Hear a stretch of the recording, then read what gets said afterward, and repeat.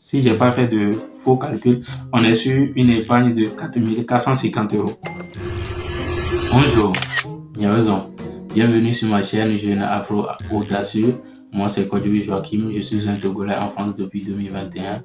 Je suis économiste spécialisé en développement durable.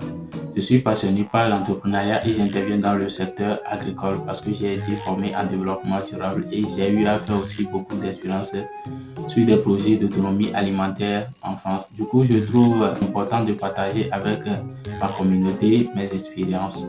J'ai créé cette chaîne Jeune Afro Audacieux pour partager avec vous les spéculations agricoles que j'arrive à produire en Afrique tout en restant en France et aussi aider mes jeunes frères et jeunes sœurs qui vont arriver en France pour les études, pour leur faciliter l'intégration en France.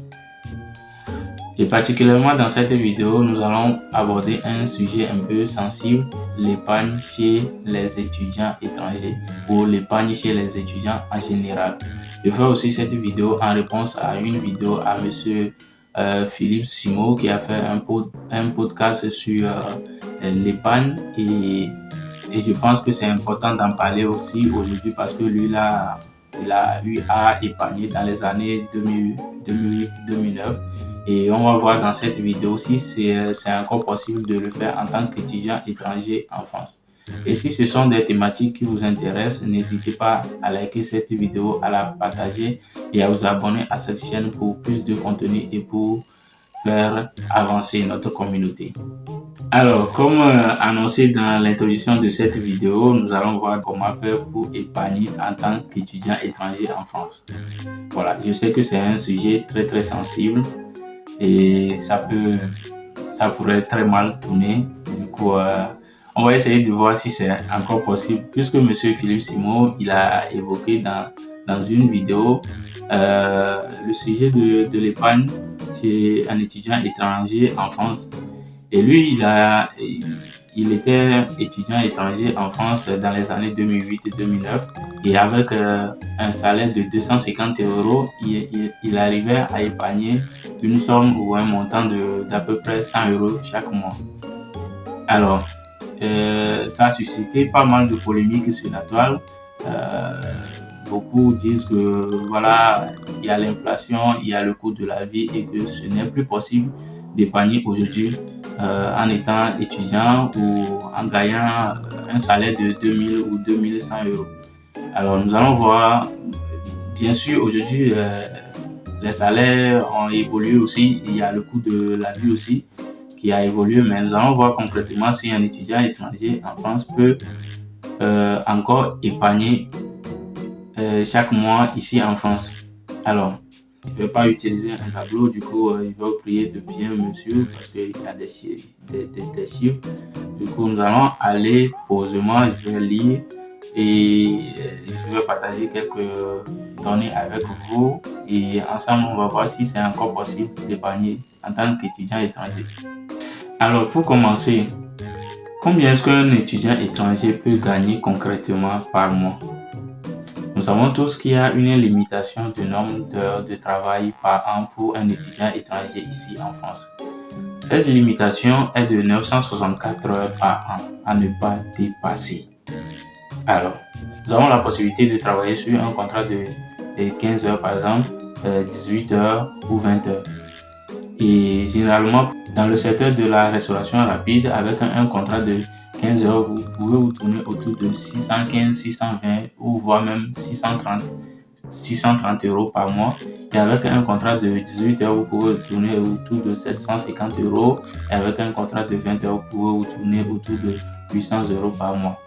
Et nous allons prendre ici un salaire de 750 euros, c'est-à-dire vous travaillez sous un contrat de 18 heures parce qu'on n'est pas là pour rentabiliser sur des jobs étudiants. Voilà. C'est tout à fait vrai pour les chiffres ou toutes les données que je viens de mentionner là. Et si toi, dans ton secteur d'activité en tant que job étudiant, tu n'arrives pas à gagner ces chiffres-là, c'est pas la peine de critiquer dans les commentaires. Tu peux changer de secteur d'activité, ok? Il ne faut pas rester dans son job et me dire dans les commentaires que oui, toi tu fais 15 heures mais tu as 500 euros. Voilà. On va continuer avec un salaire de 750 euros, soit un contrat de 18 heures par semaine. Voilà. Voyons maintenant les charges auxquelles un étudiant étranger pourrait faire face ici en France lors de ses études. Avant que ça ne rentre dans les polémiques, me parlant des grandes villes et des petites villes, etc., je pense qu'il est nécessaire de mentionner que la vie est un choix et que j'ai choisi de vivre à Paris, par exemple, c'est un choix. Voilà, chacun choisit de rester là où il se sent bien et on a chacun avec ses raisons en fait. Chacun avec ses raisons. Du coup, c'est pas la peine de polémiquer sur les facteurs, des paramètres comme grande ville, petite ville, etc.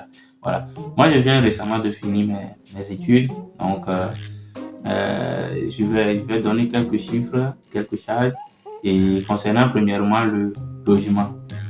Voilà. En tant qu'étudiant, combien est-ce que je payais ou combien est-ce que je... Voilà, c'est récent. Moi, pour mon logement étudiant, j'étais dans un logement de 14 mètres carrés, un studio de 14 mètres carrés. Et le loyer avec toutes les charges comprises était de 284 euros. 284 euros. Voilà, je devais payer normalement 284 euros chaque mois, toutes charges comprises. Maintenant, il y a des allocations ici, des APL, aide au logement ici. Et après le versement de la CAF à mon bailleur, il me revenait de payer 184 euros. Donc, disons que la CAF me payait 100 euros et moi, je devais payer le reste qui est de 184 euros. Voilà. Mes charges côté logement, ça me revenait à 184 euros. Maintenant, le second volet, c'est les courses. Combien est-ce que je dépensais dans les courses? Moi, je suis pas très... je ne dépense pas beaucoup. Moi, je ne dépense pas beaucoup. Et je cuisine à la maison. Je sais cuisiner, je sais faire akoumen, aimolo, foufou. Je sais faire tous les plats de chez moi et je sais faire quelques plats aussi ici parce que j'ai travaillé dans plus de 3 restaurants. Du coup, je maîtrise un peu ce qui est du restaurant indien, de la gastronomie italienne par exemple et tout. Donc, j'essaie de faire de la nourriture à la maison. Alors, combien est-ce que coûtent mes courses en tant qu'étudiant étranger? Moi, si je ne fais pas de la fête avec mes amis, c'est-à-dire si je n'invite pas mes amis durant le mois, je peux très bien me débrouiller avec 150 euros. Moi, avec 150 euros, je peux acheter de la viande comme je veux. Je peux acheter du lait, des œufs et même acheter des produits exotiques, de l'igname, un peu de sauce graine et tout, ce qui peut un peu coûter ici parce que la sauce graine c'est pas produit pardon en France, donc vous voyez un peu. Et si j'invite des amis durant le mois, je peux me retrouver à 200 euros de courses par mois. Moi, c'est 200 euros de courses par mois. Je ne sors pas, je ne vais pas en boîte. Je peux acheter quelquefois une petite bière, une bouteille de vin, mais je ne dépasse pas 100 euros. Moi, je peux même très bien vivre avec 100 euros par mois. Je peux très bien vivre avec 100 euros par mois. Alors, côté courses, c'est ça. Maintenant, les imprévus ou l'aide aux parents. Voilà. Moi, je prévois chaque mois 100 euros. Et ces 100 euros là, je peux les utiliser pour aider la famille ou en cas d'imprévu ou en cas de besoin de déplacement par exemple, parce que moi j'ai beaucoup d'amis, j'ai des amis à Paris, à Montpellier, à Lyon, etc. Donc il peut m'arriver de vouloir rendre visite à un ami. Donc j'utilise généralement cet argent là. Et c'est pas forcé que j'envoie les 100 euros à ma famille chaque mois parce que moi j'ai pas de salaire à donner à quelqu'un chaque mois. Donc et je sais que c'est un peu polémique et pas mal d'étudiants ont l'habitude de mentionner cela et je sais aussi la pression que ça peut être. Je connais aussi un peu cette pression-là du côté de la famille qui pense que voilà, on est déjà des benguistes alors qu'on n'est pas des benguistes, on est juste des étudiants étrangers en France. Donc, il va falloir dire la vérité et voilà, minimiser un peu. Voilà. pour un étudiant étranger, mais libre à vous. Si quelqu'un trouve qui pourrait aller au-delà de 100 euros de dons ou d'aide à sa famille par mois, il est libre de le faire. Moi, généralement, ce que je dis, c'est que je dépense 100 euros, voilà, pour des imprévus. Et parfois, si ça dépasse, je vois que pour les imprévus, ça va dépasser 100 euros. Là, j'agis sur mon budget pour les courses. Mon budget pour les courses, j'ai agi sur ça. Bon, il y en a qui vont me demander maintenant, est-ce que moi, je n'ai pas des abonnements et tout. Moi, j'ai déjà mis des abonnements et toutes ces petites dépenses-là dans le budget course. Voilà. Et j'ai un seul abonnement, mon abonnement téléphonique, SMS, appel illimité et des gigas pour la connexion. Ça me coûte juste 9,99 euros, disons 10 euros chaque mois. Donc, côté logement, ça me fait 184 euros. Côté dépenses pour les courses, disons, ça me fait 200 euros. Et côté imprévu, ça me fait 100 euros. Alors, en gros, ça fait combien de charges par mois? Ça me fait 500 euros de charges par mois avec un salaire de 750 euros. Alors, combien est-ce que je pourrais épargner si on fait directement, rapidement le calcul? Je me retrouve avec 250 euros comme une épargne chaque mois. Alors là, j'ai considéré 500 euros comme mes dépenses mensuelles parce que j'ai considéré le loyer comme 200 euros par mois. Parce que je me suis dit, peut-être qu'un autre étudiant, lui, paie un peu plus que ça et tout. Donc, faut pas qu'il y ait des polémiques. J'essaie d'arranger un peu. Je me dis, voilà, peut-être que un autre étudiant, lui, paie 200 euros après la CAF comme loyer. Mais moi, concrètement, c'est 184 euros que j'ai payé. Mais disons que ça me fait maintenant 500 euros de charge chaque mois. Donc, je reviens à 250 euros comme épargne chaque mois. Alors, il y en a qui vont me demander est-ce que moi j'étais aux courses ou j'étais chez un particulier ou pas. Je tiens à vous dire que moi, oui, j'étais aux courses. Avec ça, j'étais aux courses. Mais il y a des amis qui sont chez des particuliers qui paient moins que moi. Voilà, c'est tout à fait possible. Et même si on prend tout le Crous par exemple, moi j'étais dans un Crous où il y a des logements de 14 mètres carrés et des logements de 18 mètres carrés par exemple. Et moi après la CAF, je payais 184 euros avec un logement de 14 mètres carrés. Et il y en a qui sont dans des logements de 18 mètres carrés et qui payaient moins que moi après la CAF. Donc, ça se joue ici. Il faut savoir comment jouer, comment prendre les bons plans. Voilà. Par exemple, avant que moi je ne finisse les études, moi je me disais que voilà, je voulais quitter mon logement de 14 mètres carrés pour rentrer dans celui de 18 mètres carrés pour payer moins. Donc, c'est pas une question de voilà, si t'es pas au Crous, c'est pas possible. Si t'es chez un particulier, c'est pas possible. Non. Il faut savoir juste être intelligent et choisir en fonction de ses moyens. Voilà. Maintenant, suivez-moi attentivement, s'il vous plaît. Maintenant, on va voir concrètement sur combien de mois est-ce que je pourrais épargner les 250 euros par mois. Et sur combien de mois je pourrais gagner les 750 euros par mois sur l'année. Voilà. Les 750 euros, c'est sur les années d'études. C'est-à-dire les 9 mois d'études ici. On peut prendre de septembre à mai. C'est-à-dire les périodes où vous allez étudier. Il n'est pas conseillé de dépasser 18 heures de travail par semaine ou 20 heures de travail par semaine. Parce qu'on est là premièrement pour les études.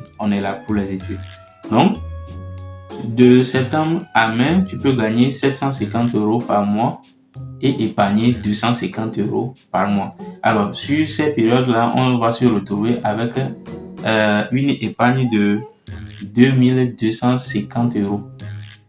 Sur cette période-là, on va se retrouver avec une épargne de 2250 euros. Alors, comme on vient de le voir, sur les 9 mois d'études, on est sur une somme de 2250 euros d'épargne. Maintenant, il reste 3 mois sur l'année parce qu'on sait très bien qu'une année compte 12 mois. Alors, les 3 mois, ce sont juin, juillet, août. Et ce sont des mois d'été. Et il n'y a pas d'études. Généralement, pour les gens en licence et je veux dire les gens qui n'ont pas de stage à faire, c'est des mois de vacances. Alors, dans les mois de vacances, vous avez la possibilité de faire un job en temps plein. Vous avez la possibilité de travailler en temps plein 35 heures par mois. Alors, on va partir sur 35 heures par mois et ou même moins parce que parfois vous pouvez vous retrouver dans une semaine où on ne vous programme pas et actuellement on sait que le SMIC est à 1400 euros avec poussière, mais on va juste prendre ici un salaire de 1350 euros. On va prendre ici un salaire de 1350 euros pour un étudiant qui fait un temps plein, un travail en temps plein dans les vacances d'été. Job d'été, c'est tout à fait légal. Alors, toutes choses étant égales par ailleurs, c'est-à-dire si on conserve les charges antérieures, on va se retrouver à 500 euros de charges encore dans les vacances. Mais on va être flexible. On sait que ce sont les vacances, on pourrait se permettre quelques petits plaisirs et tout, quelques petites sorties et tout entre amis. Donc, on peut se retrouver à 600 ou 750 euros de dépenses dans la période d'été, dans la période estivale. D'accord? Donc, on peut se retrouver, disons que l'étudiant, voilà, il voulait se libérer, il y a le stress, il voulait se déstresser, il a fait la fête et tout, et il s'est retrouvé chaque mois, sur les 3 mois là, il s'est retrouvé à 750 euros de charge. C'est bon? Maintenant, sur les 750 euros de charge sur les 1350, je pense qu'il reste 600 euros. Alors, sur les 3 mois, il peut épargner facilement 600 euros.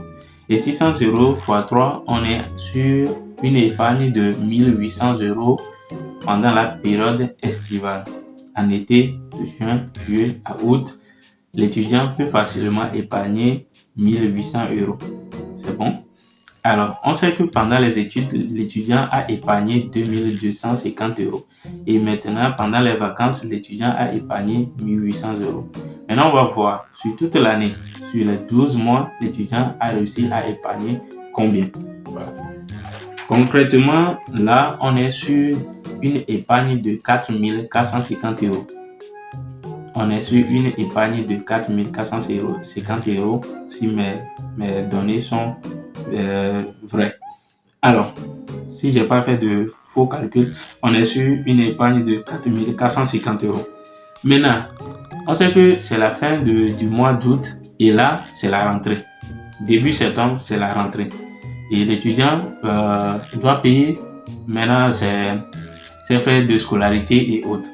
Voilà, on va même déduire tout ça là pour voir même à la rentrée, après avoir payé tout ça là, l'étudiant peut se retrouver avec combien. Voilà. Charge à la rentrée. Moi, j'ai commencé ici mes études en master. Et en master, c'est 243 euros de frais de scolarité. Et il y a la CVEC ici. La CVEC ici, je pense que récemment, c'est devenu 105 euros. Voilà. En plus de 243 euros de frais de scolarité, plus la CVEC de 105 euros, on va se retrouver à pratiquement 348 euros, disons 350 euros. Voilà. À la rentrée, l'étudiant peut se retrouver à payer 350 euros s'il est en master. Et là, je ne parle même pas des jeunes qui sont au niveau licence qui vont payer 170 euros de frais de scolarité et 105 euros de CVEC. Et là même, dans ce second cas de figure, on va se retrouver à une charge beaucoup plus petite, mais disons 350 euros. L'étudiant va payer 350 euros à la rentrée. Voilà. Maintenant, on sait que la rentrée, il faut changer un peu de vêtements et tout. Et moi, particulièrement, en 2022, je pense que j'ai utilisé 300 euros pour les vêtements, changer mes baskets et tout. J'ai utilisé 300 euros. En 2023, je n'ai pas changé de garde-robe. À la rentrée, je n'ai rien acheté de nouveau. J'ai juste utilisé tous mes vêtements de 2022. En 2024, j'étais autour de 200 € pour les courses de vêtements et tout. Voilà. Et du coup, je peux considérer que à chaque rentrée, moi, je dépense 200 € à chaque rentrée pour les vêtements. Ça veut dire qu'à chaque rentrée, pour mon master, j'ai utilisé 200 € pour les vêtements, 350 € pour les frais de scolarité et CEVEC. Et maintenant, pour disons, cahiers et bics, je peux dépenser au maximum 50 €. Je peux dépenser au maximum 50 € pour cahiers et bics. Bon, pour l'ordinateur, si tu n'as pas d'ordinateur ici, tu peux aller à la bibliothèque et on peut te prêter gratuitement un ordinateur. Et les topos et autres sont donnés gratuitement. Bon, je ne sais pas dans les autres écoles, mais moi, dans ma formation, tous les topos sont gratuits ici. Le prof vous fait la photocopie, il vous partage ça gratuitement. Voilà. Alors, on peut se retrouver à combien à la rentrée? Je peux me retrouver facilement à 600 € de dépenses à la rentrée comme ça. Payer mes frais de scolarité, payer les vêtements, payer cahier bic, je peux me retrouver à 600 €. Voilà. Maintenant, voyons. Moi, je viens par exemple d'épargner 4450 € à la rentrée avant le début et je viens de payer 600 € pour pouvoir bien débuter moi ma rentrée. Alors, il va me rester combien? On va faire 4450 € moins les 600 €. On se retrouve à 3850 €. On se retrouve à 3850 € d'épargne sur toute l'année. Je viens de finir mon année. Je viens même de payer la scolarité pour l'année suivante. Mais je me retrouve avec 3850 € en début septembre. Et on sait qu'en septembre encore, je vais travailler et autres, mais je sais pas, on ne va pas dépasser septembre. On reste fin août, ce que j'ai réussi à épargner en fin août et début septembre, ce que j'ai dépensé. Voilà. Alors là, il y a certains qui vont parler de en cas de maladie et autres. Il y a des assurances ici. Si tu es malade ou si tu es souffrant, en tant qu'étudiant, tu peux te rendre au CROUS et tu vas te faire consulter là-bas et même à la pharmacie, tu ne paies pas beaucoup de choses. Tu ne vas pas payer grand-chose pour la santé ici. Tu es prise en charge et tout. Voilà. Peut-être 5 €, 10 € pour Doliprane, c'est rien ça. Voilà. Et moi, particulièrement, je ne suis pas quelqu'un qui dépense beaucoup. Je ne dépense pas beaucoup. J'ai jamais été en vacances au pays. Moi, j'ai jamais été en vacances au pays. Depuis 2021, je suis toujours en France. J'ai jamais été en vacances au pays. Je n'ai pas d'iPhone. Moi, j'ai pas d'iPhone. Le téléphone que moi j'ai actuellement là, je l'ai acheté même en promotion. C'est à 160 € que je l'ai acheté. Depuis 2022, c'est ce que moi j'utilise jusqu'à maintenant. Et ça travaille encore très bien même d'ailleurs. J'ai pas d'abonnement Netflix. Et les vêtements, moi je ne passe pas beaucoup dans les vêtements, comme je l'ai dit. J'ai une seule doudoune. Voilà, bizarrement, moi j'ai une seule doudoune depuis 2022. Je l'ai acheté à Kiabi à 35 €. C'est ce que moi je continue d'utiliser jusqu'à maintenant. Et ça tient très très bien encore. Voilà, peut-être même que l'hiver prochain, je vais encore l'utiliser. Voilà. Et voilà, qu'est-ce qu'il faut dire encore? Mais je tiens quand même à dire que chacun est libre de faire ce qu'il veut avec son argent. Chacun est libre de faire ce qu'il veut avec son argent. Mais pour des gens qui vont venir en France comme moi, qui sont peut-être issus de milieux très très modestes et qui veulent réussir, voilà, vous pouvez prendre exemple sur moi. Vous pouvez prendre exemple sur les chiffres que moi je viens de donner là. Et peut-être que si vous n'allez pas arriver à 3850 € sur une année, vous pouvez arriver à 2000. C'est déjà bon. Parce que moi j'ai trouvé même des fonctionnaires qui n'arrivent pas à épargner sur une année 1000 €. Voilà. Vous allez peut-être vous dire maintenant que je dépense mon argent de job étudiant et quand je serai fonctionnaire, je vais épargner. Moi, je connais des fonctionnaires, je connais des fonctionnaires.